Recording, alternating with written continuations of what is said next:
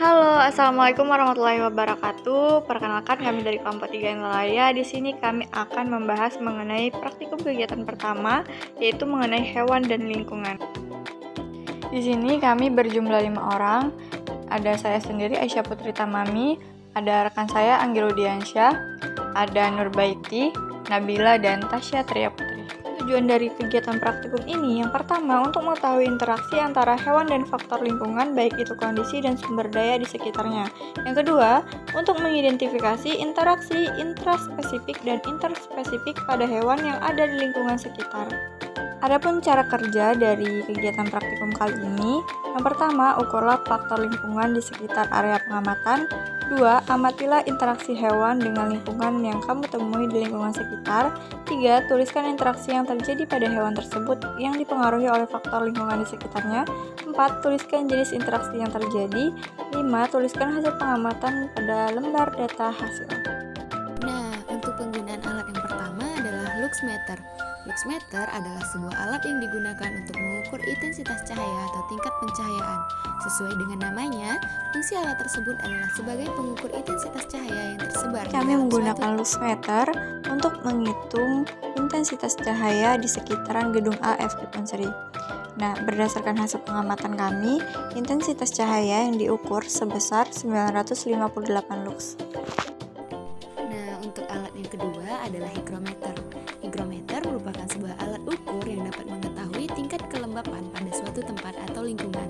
Secara umum, kelembapan atau relative humidity merupakan jumlah air yang terdapat di udara dan dinyatakan dalam persen dari total jumlah air maksimum saat kondisi jenuh. Nah, di sini kami menggantung hygrometer pada pohon dengan menunggu selama 20 menit. Setelah menunggu selama 20 menit, kami memperoleh dry sebesar 31 dan wet-nya 26. Jadi 31 dikurang 26 sama dengan 5, maka kelembapan udara yang kami peroleh di sini adalah 64%. Nah, untuk alat selanjutnya adalah soil tester atau termometer tanah. Jadi, soil tester adalah sebuah alat yang digunakan untuk mengukur kelembapan tanah yang dinyatakan dalam satuan pH. Nah, untuk penggunaan soil tester, kami pertama-tama menggali tanah dan mengukur soil tester sebatas tanda silver itu. Jika belum cukup, kita gali lagi sampai cukup. Terus gali, dan ya kita tancapkan soil testernya ke dalam tanah. Oke, selanjutnya kita benam dulu soil testernya biar tidak kemana-mana dan teguh. Jika sudah kita benam, maka sudah diperoleh dan kita bisa langsung melihat. Bisa kita lihat bahwasannya temperatur tanah sebesar 25 derajat. Selanjutnya, untuk melihat keasaman tanah, kita tinggal menekan tombol di pinggir soil tester, maka langsung terlihat keasaman tanahnya sebesar 6,2. Penggunaan alat selanjutnya adalah kamera handphone. Jadi, fungsi dari kamera handphone pada pelaksanaan praktikum kali ini adalah untuk memotret dan memvideokan hasil dari pengamatan yang sudah dilakukan.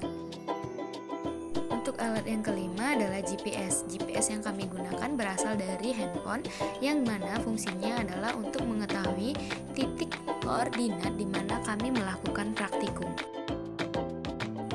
Nah, alat yang digunakan selanjutnya adalah termometer udara.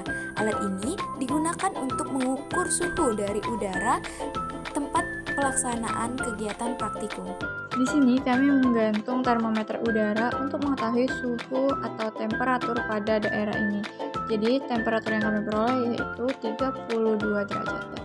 Selain mengukur faktor-faktor iklim mikro, di sini kami juga melihat dan menjumpai beberapa hewan, yaitu ada kaki seribu Asia, ada nyamuk, ada kecoa kulit pohon, ada laba-laba hijau, dan kami menjumpai cacing tanah. Kesimpulan: berdasarkan pembahasan yang dapat diambil kesimpulan bahwa setiap hewan memiliki kondisi, interaksi, dan lingkungan yang berbeda-beda. Interaksi yang teramati pada praktikum ini adalah interaksi interspesies serta faktor yang mempengaruhi kehidupannya, yaitu faktor kondisi dan sumber daya. Dengan demikian, hewan-hewan tersebut dapat beradaptasi dengan lingkungan di sekitarnya. Terima kasih. Thanks for watching. Wassalamualaikum warahmatullahi wabarakatuh.